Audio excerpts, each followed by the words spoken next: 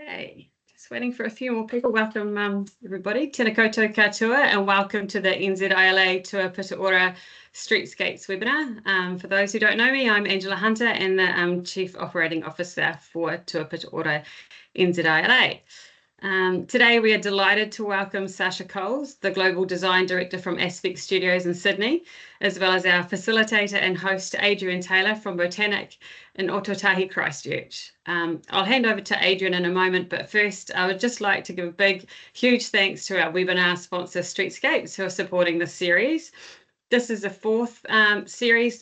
This is the fourth time that we've had it this year in the series. And again, just a good reminder that this session is worth 1 point towards your CPD. So please make sure you go in and log those CPD points, and also that remember to do all those CPD points by the 31st of December. That would be great.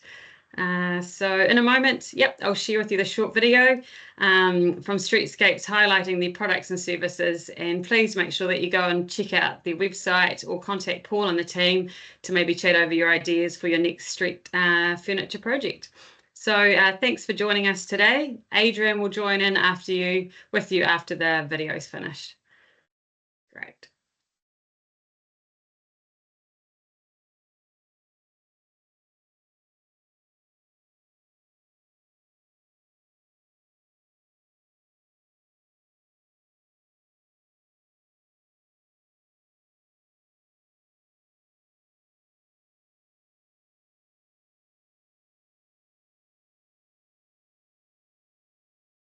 Streetscape is New Zealand's leading manufacturer of quality street furniture, lighting poles, shelters, and sculptures that breathe life into our open space environments. Collaborating with landscape architects and designers to share our manufacturing expertise and experience, we create solutions to meet your design brief, your budget, and your project delivery deadline. At Streetscape, we have a great range of off-the-shelf furniture. Together, we can modify and customize our existing ranges to suit, or we can provide the design support to manufacture fully bespoke furniture for your project. With all furniture proudly manufactured in New Zealand from locally and ethically sourced materials, and with over 100 years of combined experience, you can be sure of the craftsmanship. Quality products made to withstand our unique environmental conditions while meeting all local health and safety standards. Local doesn't just mean local knowledge and local jobs.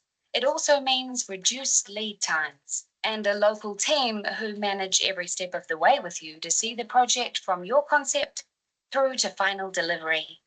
Aotearoa, New Zealand, these are our places, our communities, our environments, and we want you to enjoy them the way you imagine them. That's why we go that extra mile every time. Streetscape, turning your imagination into reality. Streetscape, in conjunction with the NZILA, are proud to sponsor the Streetscape Speaker Series.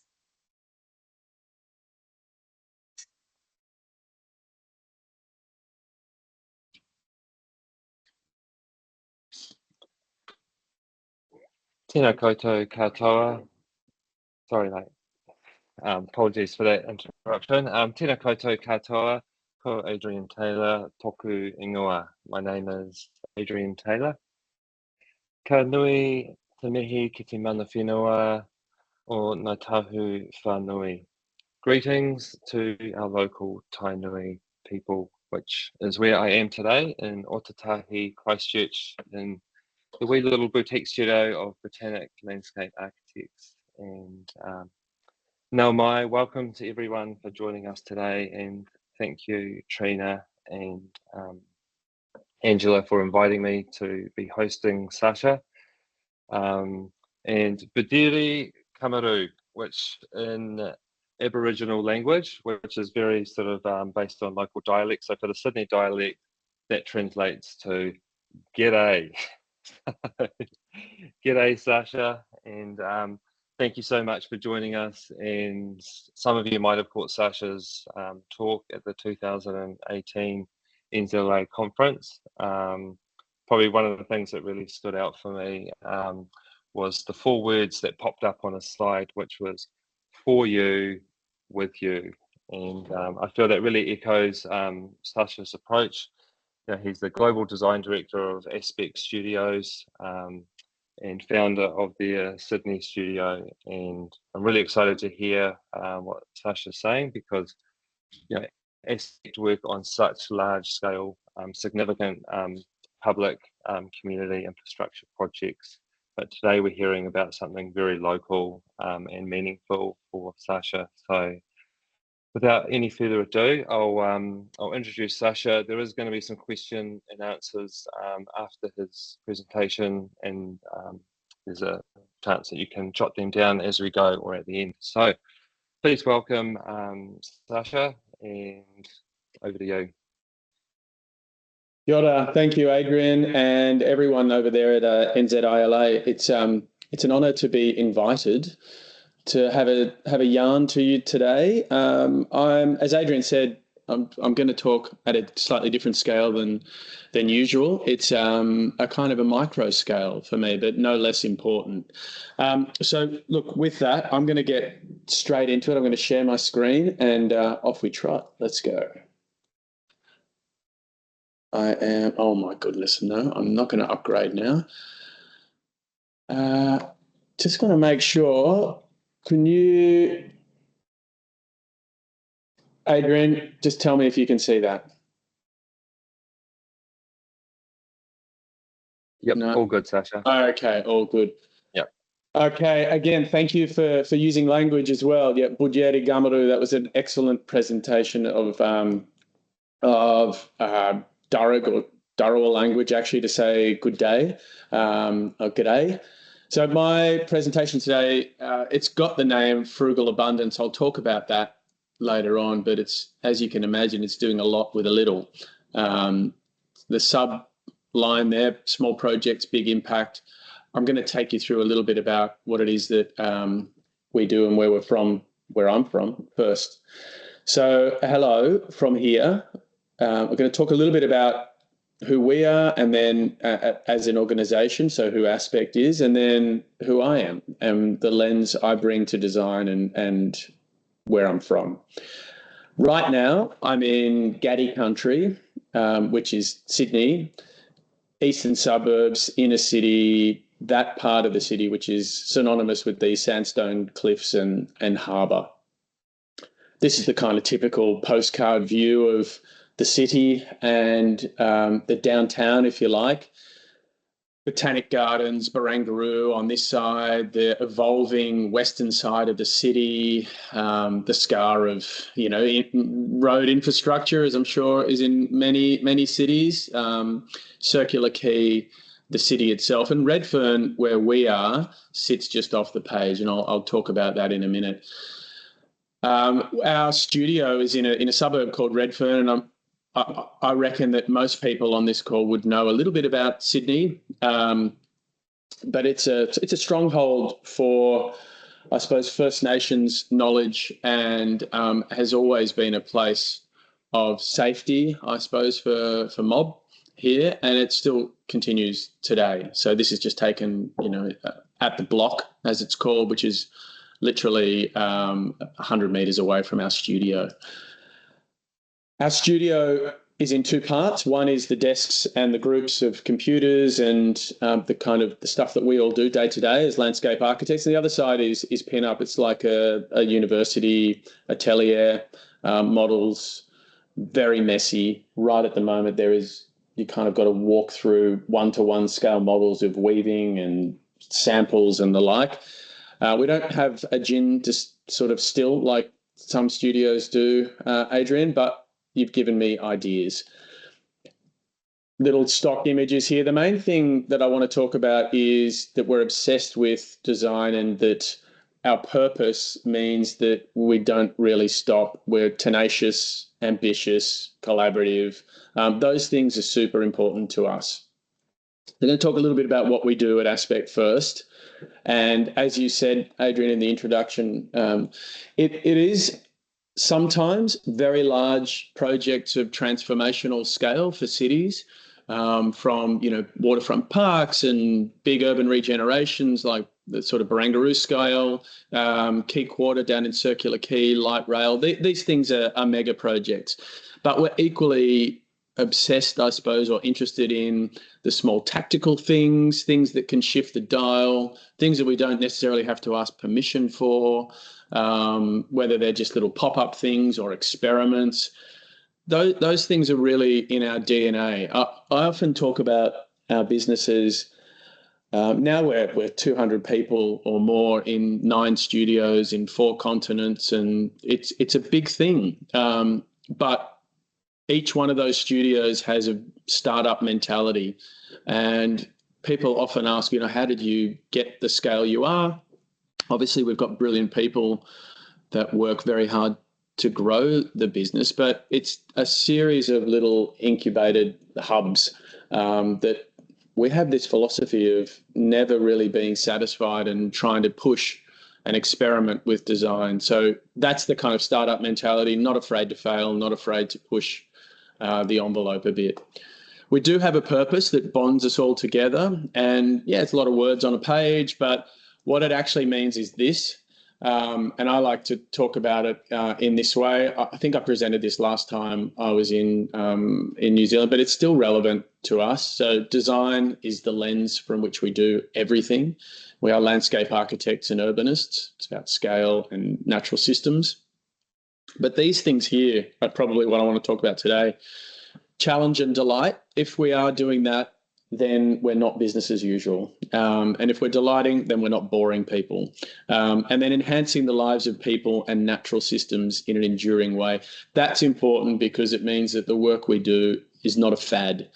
We're not doing something for the next click or, you know, a year or 2 years. We want these things to be there for time, and landscape gets better with time. I'm preaching to the converted in this forum, I realise, but that's a really important part of being regenerative, sustainable, and doing a lot with a little.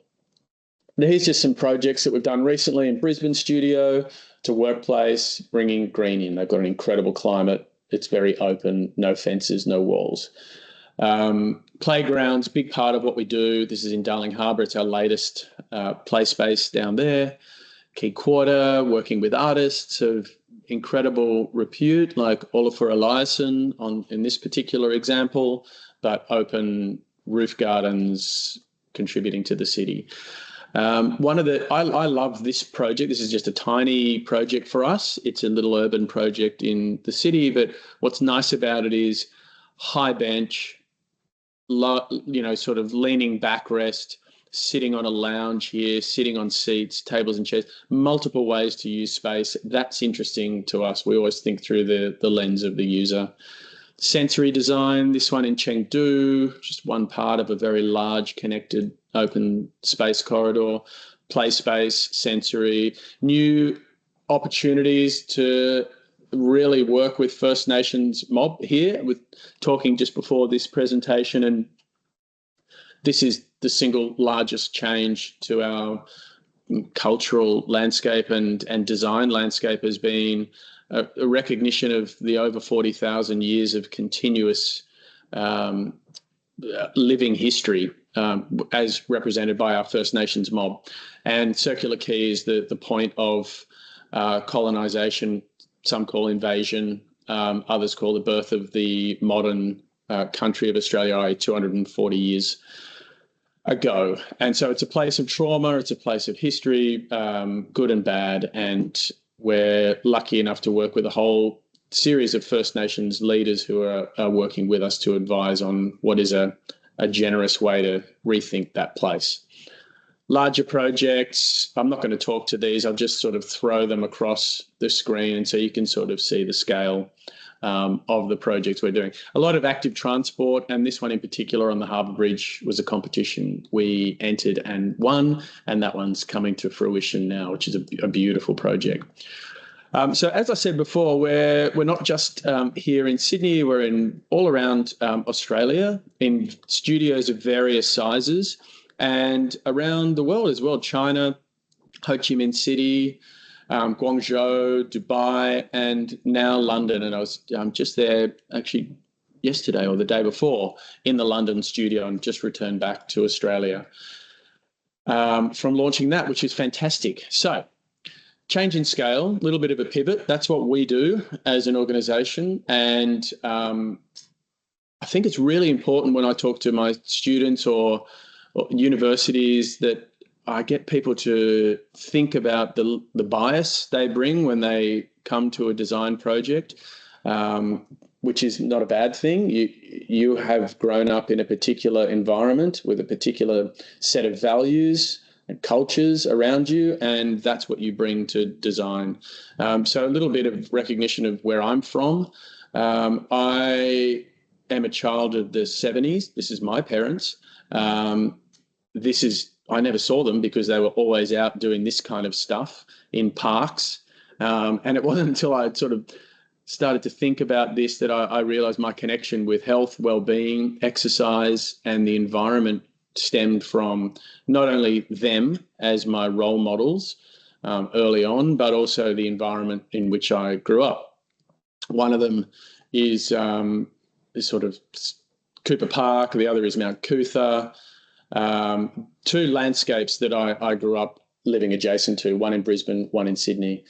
I had a strong environmental conscience, and I still do, but it played out in different ways when I was a teenager. Lots of protest, lots of action. In this particular, these are not my images; they're just stock images, but this is what we did. We went into old growth forests and protested logging for paper pulp, and got arrested, was under 18, so it was all good. But, this was the kind of things how we spent our summer holidays, going into the forests and protesting.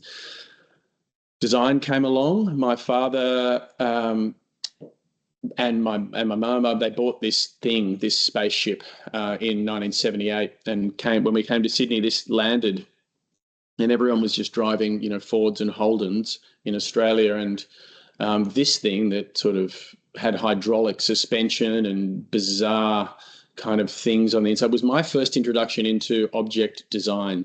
And I realized there was a whole world out there which was fascinating and could be different from what I had grown up with and what I expected. It's a Citroen CX 2400. If anyone likes cars, you might know this. I'm not really into cars so much, but I am into design, and this just kind of blew my mind at the time. My eldest brother was an architect, and I've had two brothers, and both of them followed into architecture, and I was also taken by the lives that they led, the creativity, the design of absolutely everything, and the way of seeing the world through drawing and through creative inspiration. As you can see, this was from 1983, 20th September. This is my eldest brother. He had traveled the world, met his partner in Europe, and I was just inspired by that idea. The passion for design when I studied Carlo Scarpa was huge. The Corini Stampalia Foundation in particular was one project that in the middle of Venice, which some of you might know, and hopefully if you haven't visited, one day you get to visit, like this one, the Brion Cemetery, which I was lucky to visit, I think a couple of years ago with no one around. And the thing I loved about Scarpa was multiple things. You can see detail, you can see incredible commitment to craft and to a diagram or an idea. Also the fact that he never studied architecture and just sort of fell into this profession and ended up, leading the Venetian School of Architecture. So I love that kind of radical idea that this most accomplished individual working in landscape and architecture came at it through different means. Also, the other thing I love about Scarpa, well, there's multiple things, don't get me started, but I use Scarpa as an idea. Whenever we can't crack something in the studio, we think, what what would Scarpa do? What is the way out of this? It's sensory. It's all about Venice and the Aqua Alta, the high water mark, this idea that Venice is a kind of an ecology that moves and shifts and transforms depending on the height of the water, is remarkable. And this kind of allusion to Mogul design, sensory elements, and then craft, like every little detail is considered regardless of how big or small. My life, like this is my partner Lydia, and this is our local environment. You know, we're happy in a laneway, in this case in Redfern. And a couple of things that I do. In COVID, I was invited to take part with a whole bunch of other designers to just record ideas and drawings while in these little books. And that was a fantastic opportunity just to stop, think, draw for a while and see what came out. But look, that's just a little insight into the kind of my history, my lens, my bias, what I'm interested in. There are other things, but that's enough for now. Okay. Small things, big impact. What I'd like to share with you is what I've been doing in the last while. So I'd say 18 years. We bought a home when it was affordable-ish in Sydney. My partner and I, Lydia, in Redfern. And Redfern's, again, been a pretty tough suburb for many reasons. A lot of social housing, huge diversity of wealth and status. And I think I read something the other day. It said 3 times higher income than the rest of Australia, 3 times lower income than the rest of Australia, all in one suburb.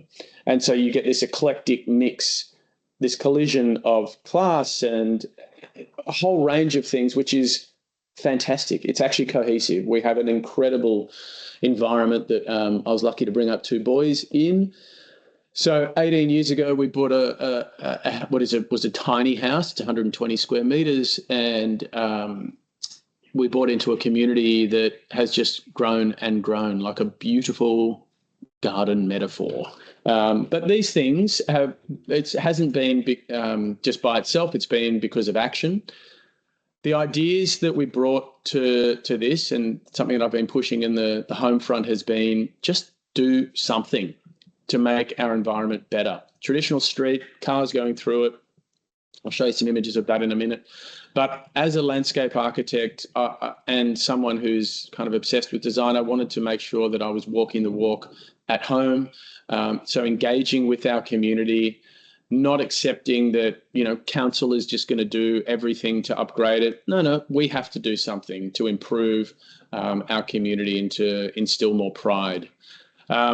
And the idea that we know about tactics and tactical urbanism and rapid deployment and that startup mentality that I mentioned before, being happy to fail, but just to do something. I often talk about ground up urbanism, and that's a way of talking about a landscape architect designing the fabric of a city from the ground up, from the very geology. But this little green urbanism is something that I've been thinking about here. So our patch, like many houses, we're just one little terrace in a row of a streetscape, and we have a laneway. We started a community garden with our local mob by taking just a vacant piece of land, asking council, who were the owners of that land, if we could turn it into a productive place. And that galvanized a lot of our community members to come together, and it showed that there was kind of a deep desire for socialization, but also for urban agriculture. And I've just said here that the laneway greening was easy. It was putting out some pots. The community garden establishment was pretty hard because you had to deal with policy, you had to deal with council, and you had to ask for permission. The street that we live in, we have reclaimed. So we managed to get the street shut from traffic. And that was long and difficult. Again, same reasons, council authorities asking for permission. And then the redesign of my house, which I'll show you as well, was just expensive, really. So that's the main thing that is prohibitive for the average punter. And these things are able, I think, to be scaled up. And that's something that we're thinking about now. How do we take this kind of small community project and scale it up to the scale of a city or a suburb or to anyone anywhere else in the world? So what is this idea of frugal abundance? I came across it from these people. So Vincent Leger and Anitra Nelson. So the COVID pandemic was already introducing people to the notion and the practice of frugal abundance. Across the world, people and governments are asking, what is really essential? What really matters? And how might we most easily satisfy our basic needs? So it's really just doing the most with the least. But this appealed to me, not because of COVID, but a lot of this came out when we have trauma. We think about what is essential to us.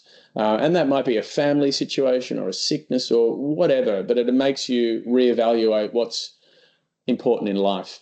COVID did that for all of us, whether we liked it or not.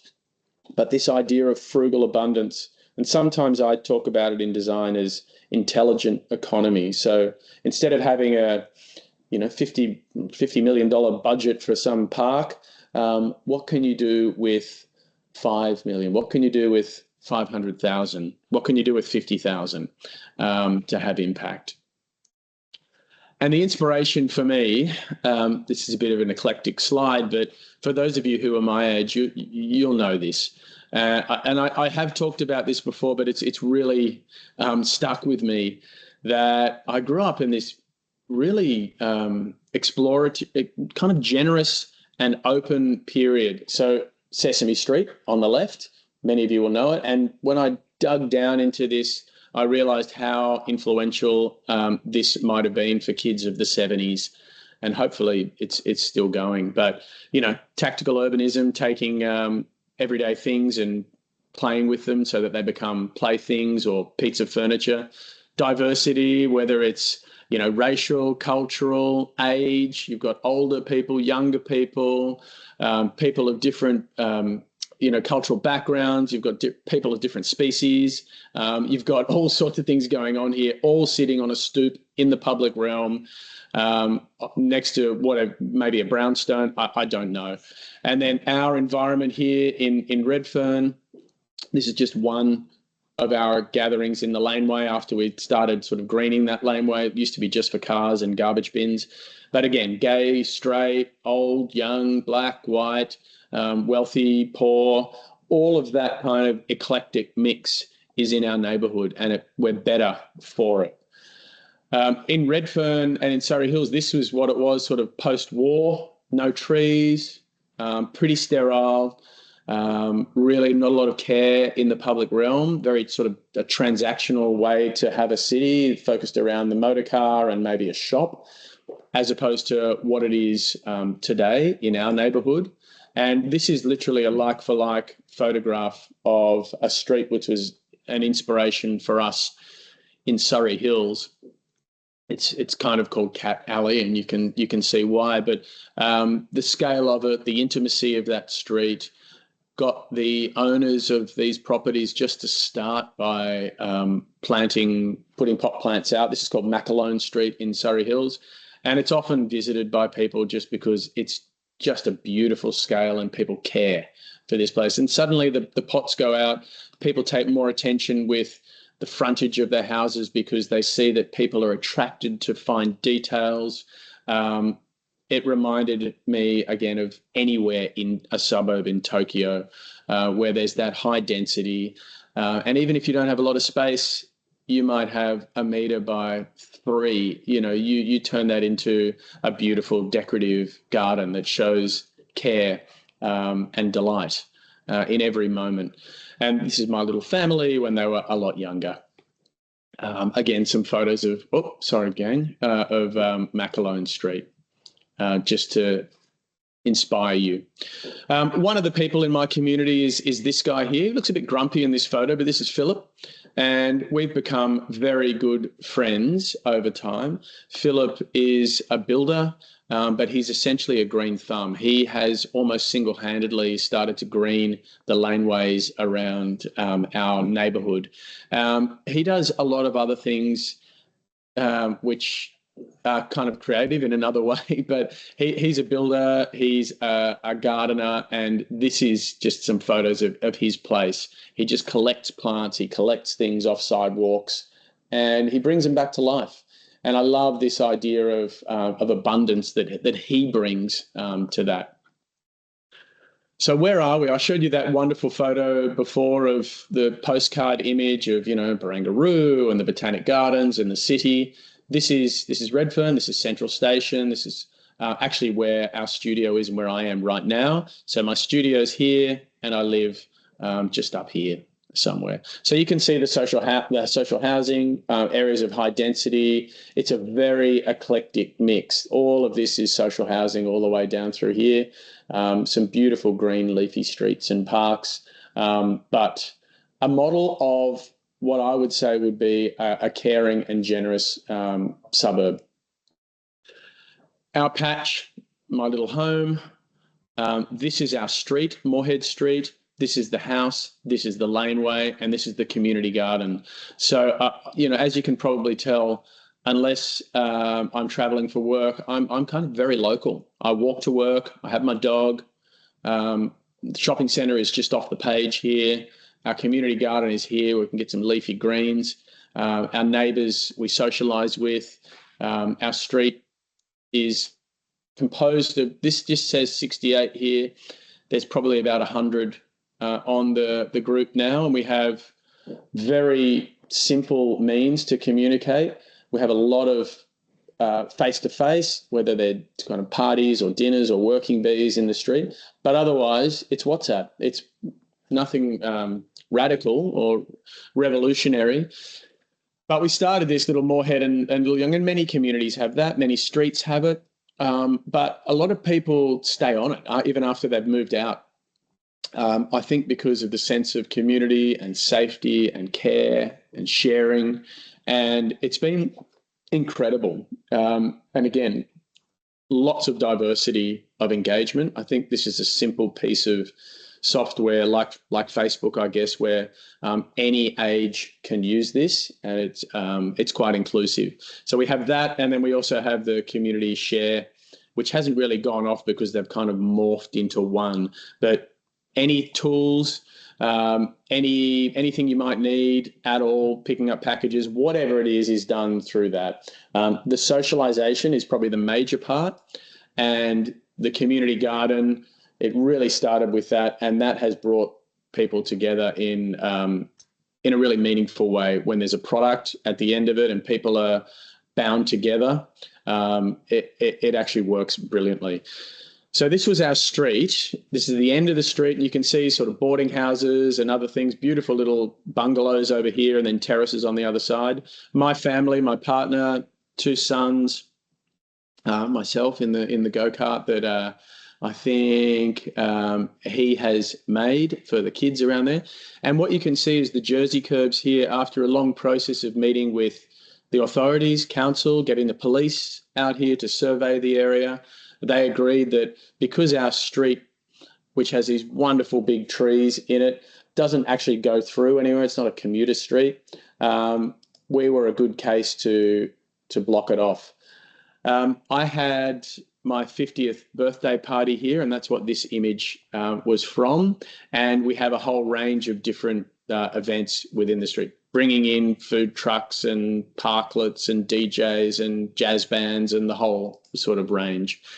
It sort of started way back with these kind of gatherings when the street was still open. The takeaway here is we never asked for permission. Whenever we had people from not in our neighbourhood coming saying, well, how did you get permission to do that? Well, we just didn't. We just started by having a table, chairs, kids, dogs, and if cars came through, they were just respectful. They'd just slow down.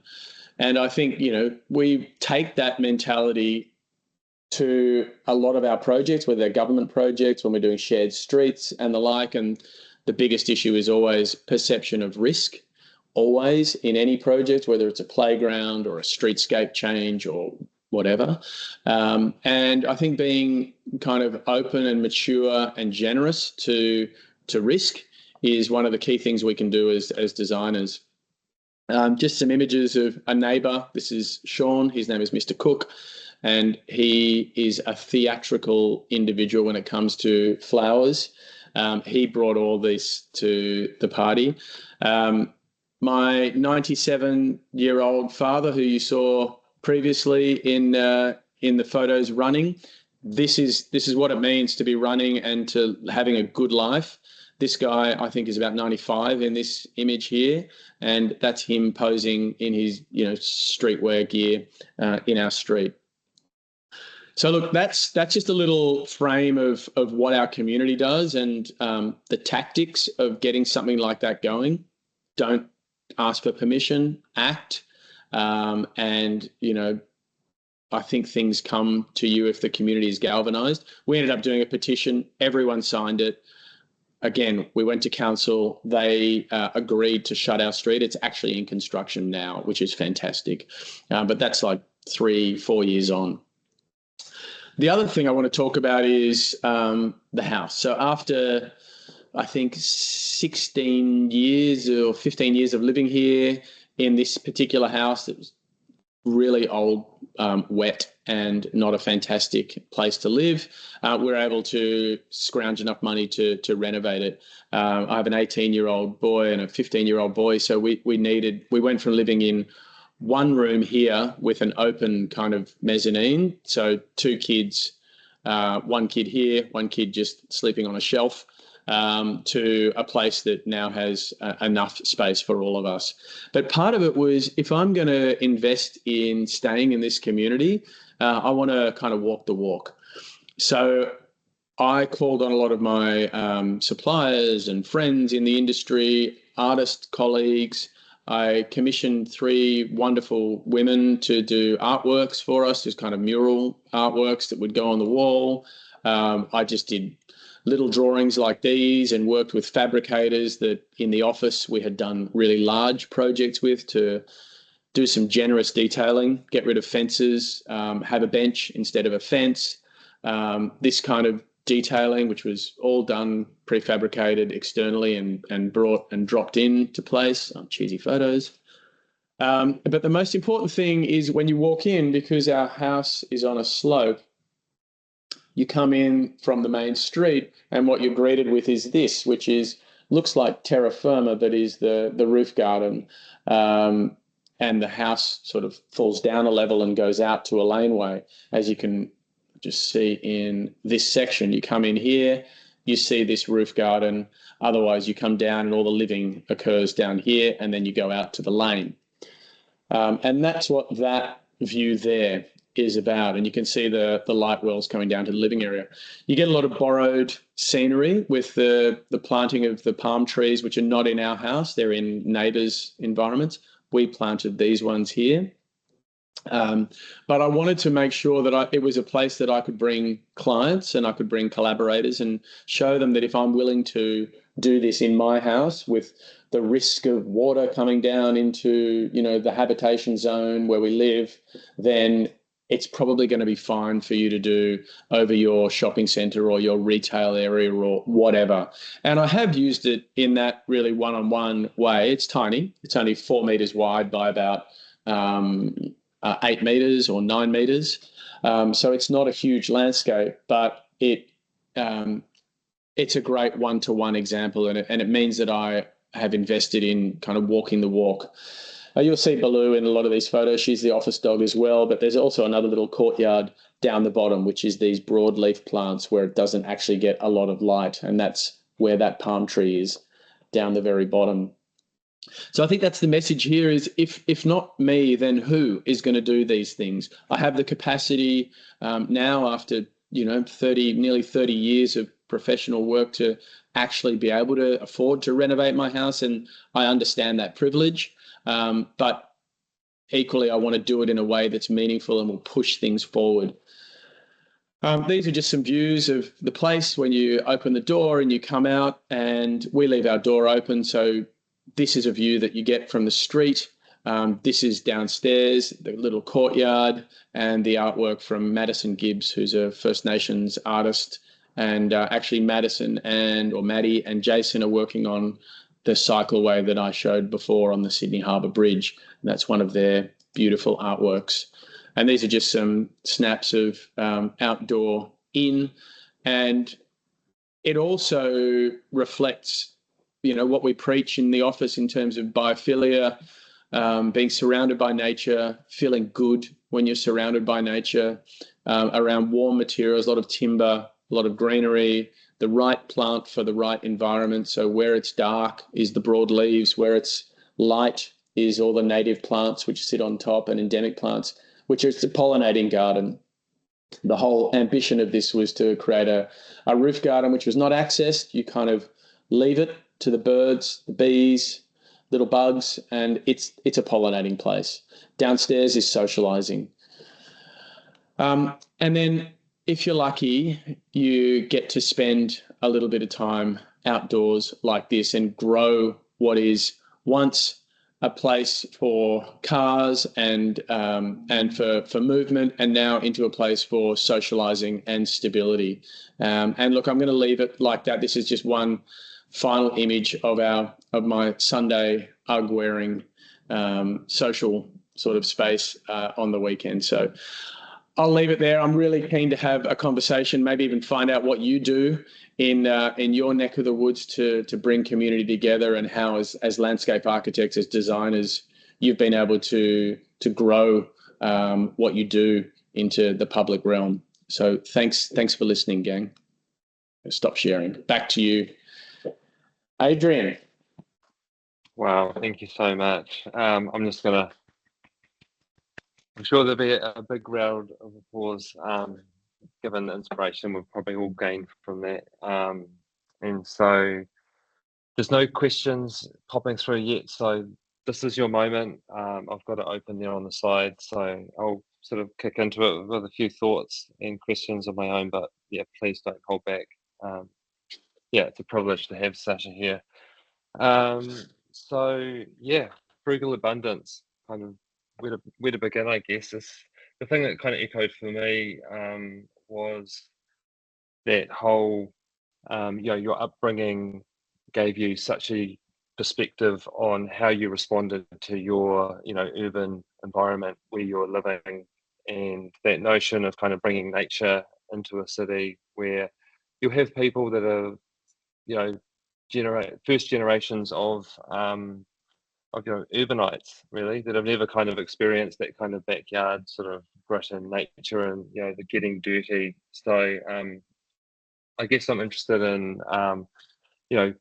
has that kind of sense of wild play, that backyard garden, been brought into some of these spaces where the younger generation that are born in a city context can kind of engage with that? Yeah, I think it's different from how obviously every generation changes, and we all know the perils of the digital age and the digital natives and what they're the great things that they're open to, of course, is information everywhere all at once. But maybe it's romance when I look back and think about the closeness we had to nature and the environment and the risks we took in that, which made us, I think, a little bit, well, made me resilient anyway. But look, I see young kids outdoors a lot in our street because it's a protected environment, and in the laneway, it's got a beautiful camber, and you can learn to ride by just rolling down. And my kids did it. Next kids are doing it. It's kind of purpose built for learning how to ride a bike. So you get these young kids playing in the street. What you don't see a lot of is the missing demographic of teens, and I reckon that's an area for all of us to really think on. How do we design public realm for teenagers that's meaningful? Because we cater for young kids really well, and we cater because we are trained to cater for elderly and less able in an inclusive way, I think, pretty well in general. It's a conversation that we have. But teens, we don't really see. I mean, everyone's online, or you just don't see that as much, is one reflection. But the wild play thing, I mean, from what what I would take from my own childhood upbringing is everything doesn't have to be polished or perfect. It just sometimes the more raw, the better. And you don't have to ask for permission. You can get things going. If you've got an idea, you just test it. And if it doesn't work, you put it away or you try something else. And that's the spirit of community that I like, because it empowers anyone who's got a great idea. Maybe as a landscape architect or as a designer, we're good at facilitating things and bringing community to the table. But in a community like ours, we're all equal. Like, anyone who has a crack, go for it. If it's a great idea, let's do this. I guess, you were mentioning about WhatsApp being such a great medium to, connect and people to stay in touch and new people arriving to join. And I think, this sort of walk the talk, I struggle. I'm like the chef that doesn't cook at home. My wife's been looking for a landscape architect for quite a few years now. I don't know if you know any good ones around our area, but I guess she was sick of all my experiments that you kind of do, and you can really feel that you've sort of embraced the sense of like a design laboratory, not just with your home but with your street, and probably the influence you've had by leading the charge with some of these real small scale interventions where the teenagers might enjoy sitting on that little bench you've made in your front in your front fence and having that kind of sense of hangout. So totally embracing your not afraid to fail, just do something. Like, what are some of your sort of favorite experiments, design experimental sort of moments that you've sort of that you've put out there? Look, I think every project in the studio, we're a bit cheeky in the way that we do things here. Like, we certainly don't want to design something to be dangerous, but we want to be right on the edge. We want to be not necessarily in control of everything. Like, yes, in the spirit and the narrative of the design, like, yeah, everything's got to tie back into that to make it cohesive, and so that we're in command of what it is that we're doing. Like Scarpa, I showed you that example before, which I'm inspired by, but there's kind of absolutely uncalled for moments of brilliance in Scarpa's work. It's like, who thought of doing that corner detail like that? Why choose that different material in a moment of brilliance? So there's ways that we can kind of express ourselves, which are kind of not business as usual. That's at the detail scale. But also, I think in some of the bigger urban projects, it's like leaving things open to experimentation by the public. So not designing everything out, I think, is a really great tactic.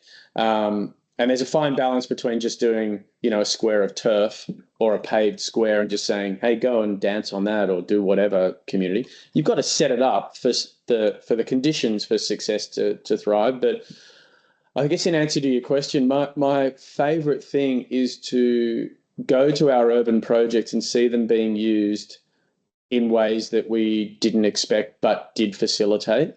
So we often don't design benches to code. We make them much wider, much thicker. Some will be for high benches, some will be for low. Like at that example that I showed at 275 Kent Street, I love that because it is literally a laboratory of how people use public space.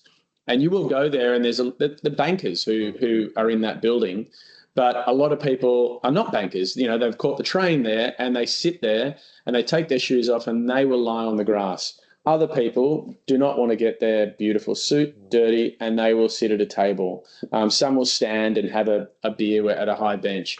And that kind of experimentation is a sense of exploring how people work together in the city. And I love that as a designer. That's probably my favorite outcome.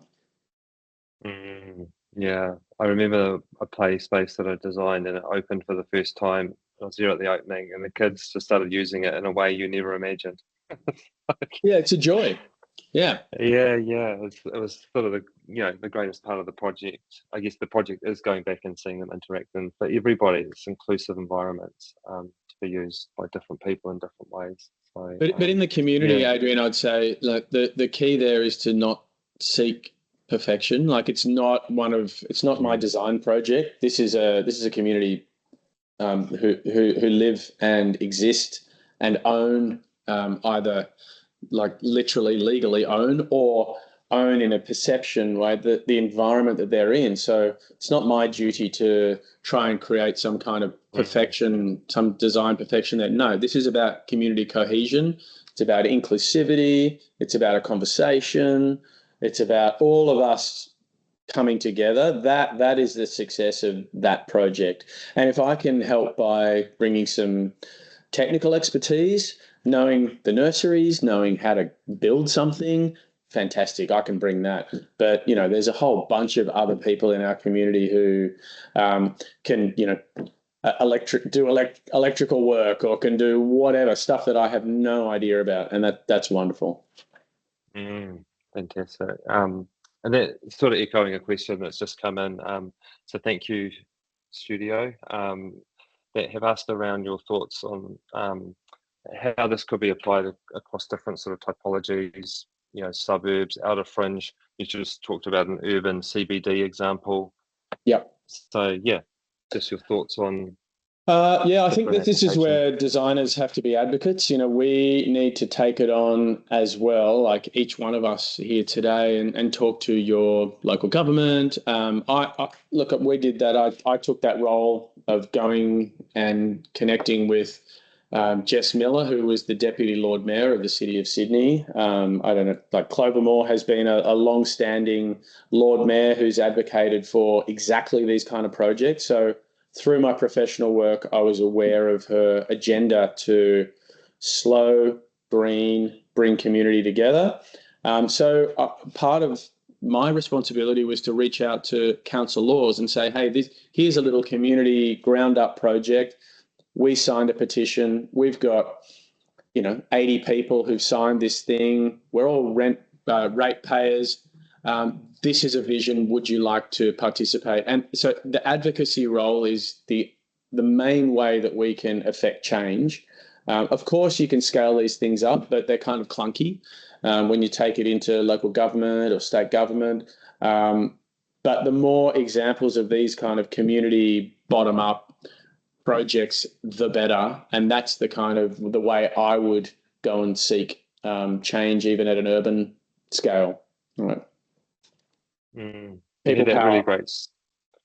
Yeah, you had that great slide about the sort of the easy wins that kind of then go all the way through to the longer term projects that will have a greater impact. And that must be a really exciting moment for your street to see it sort of become a cul-de-sac, because that will have a huge change on the use of that space. Well, it's literally happening right now. There's jackhammers out in front of our house, and the civil works are going in right now. And we've been able to have, because of that conversation with council, we've been able to participate with them about the kind of result we want. And we're not seeking perfection. We're seeking a very simple place where a lot of the plants that people have bought that they've been attached to can go back in. So they've been taken out and they'll go back in. And then we'll just see how it gets used. Best idea wins. Yeah.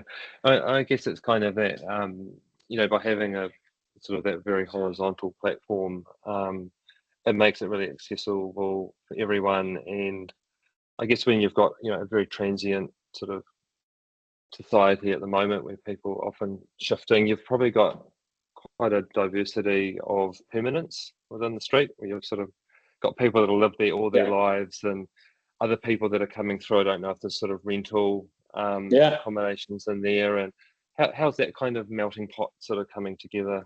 I mean, there's always conflict. It's interesting, we've like 3 doors down, there's a whole bunch of kind of younger dudes come up from Melbourne, and they're all working in different industries, design and music and fashion, and they have absolutely thumping parties. And it is just a classic where the kind of certain, the NIMBY. Do you have NIMBYs? Do you call it NIMBYs in New Zealand? Okay, yeah. Same vibe.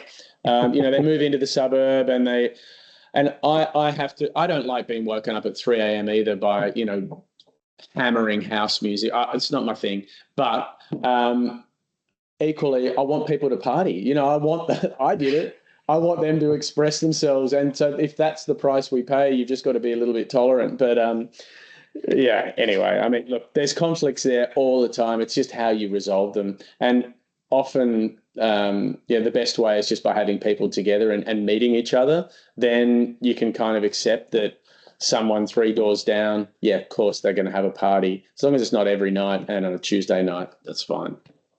So they just put a polite, like message on WhatsApp to say, give everyone the heads up, Exactly. Yeah, for sure. Or invite them, Yeah, I guess that's the thing, It's kind of, you do sort of become a community. And how's it sort of been seeing, you sort of did touch on how it's been spreading a little, sort of like, Yeah, if you're sort of providing an exemplar kind of example, have others sort of like started picking that up, and it's kind of they have actually.